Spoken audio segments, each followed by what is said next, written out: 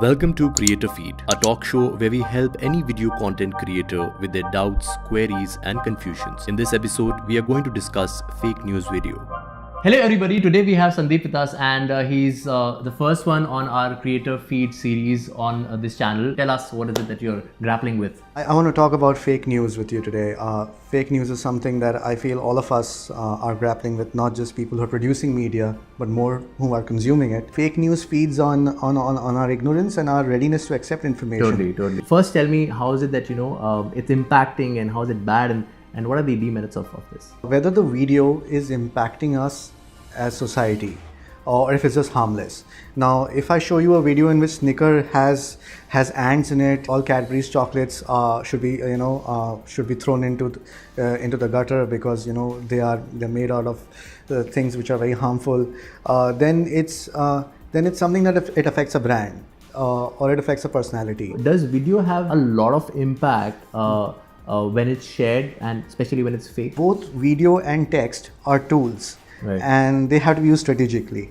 Mm-hmm. So something like a video can be very powerful once there's a conversation which is going on. A video can also be used to start a conversation, but a video can take it way ahead, can build on it very easily. Also, I'll tell you, just recently there was this viral message which said that there will be this huge earthquake scenario in Delhi. And people should avoid staying in the town and they should fly out to some other place and it's been certified by some organization which said NASA. It was a link and I had to click on that link to actually verify if it's true or not, because that's what I think all of us should do. The next thing that I see after clicking on that link is that page does not exist. And despite that, I mean, people were of the belief that this is going to happen. Now imagine if there was a video which was doing the rounds and showing that something of that sort happened in Delhi or will happen in Delhi. Maybe it would have caught up on a larger scale. We need more awareness. We need our consumers of media to know that fake news can come in any form. Imagine what would have happened if there was a video of buildings falling and people.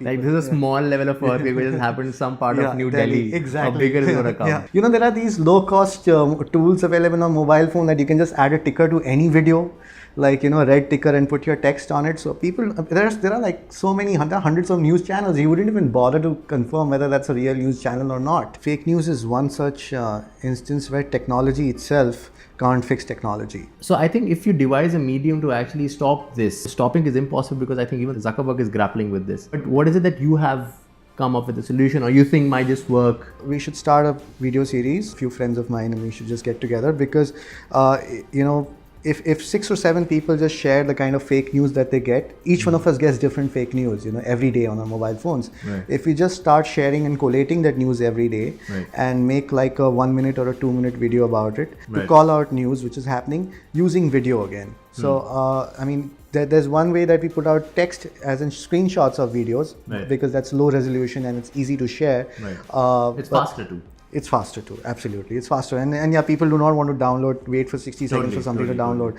But if it's periodic, if it's regular, consistent, if it's something that comes out every day, then people will want to do this as a process, A video for a video, like a fake video, and then you have your video, absolutely, right? Yeah. There can be a presenter who's presenting it. Right. Or you can just have like slideshows and then a few texts around. First, you'll have to create a bank of let's say videos to actually counter the videos which are already in existence and doing the rounds. So you can create a counter video on that. Have a Facebook page ready, and not just putting in material where you produce it and put it online, but also tell people that, hey, this video is not something that really has credibility in it. When you see that there are people who are engaging on your page, okay, you're liking your page and who are actually ardently following it, then I think after some time you should be coming on to a platform which is YouTube. So it's first WhatsApp, then Facebook, and third YouTube. Is that the sequence? There is a progression, of course,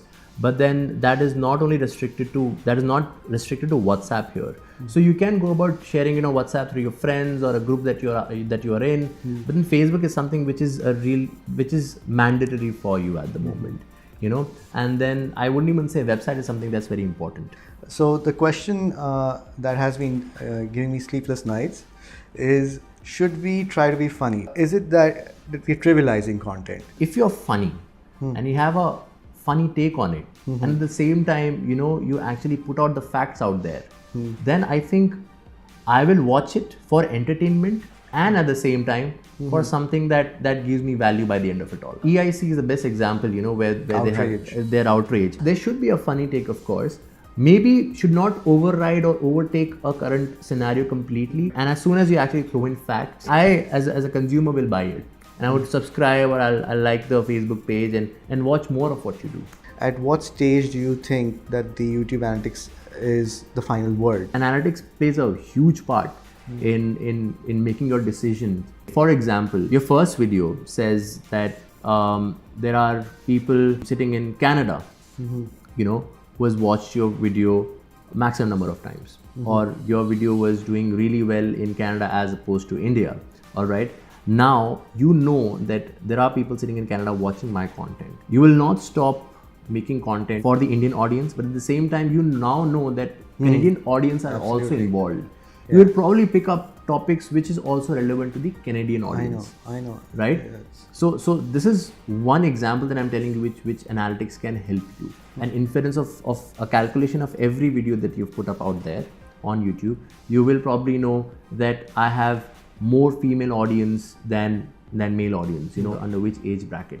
That you get to know. Now they are your audience, and now your content should be for them because they have invested that much time. Okay. Right? And so analytics is going to help you on every way as you proceed.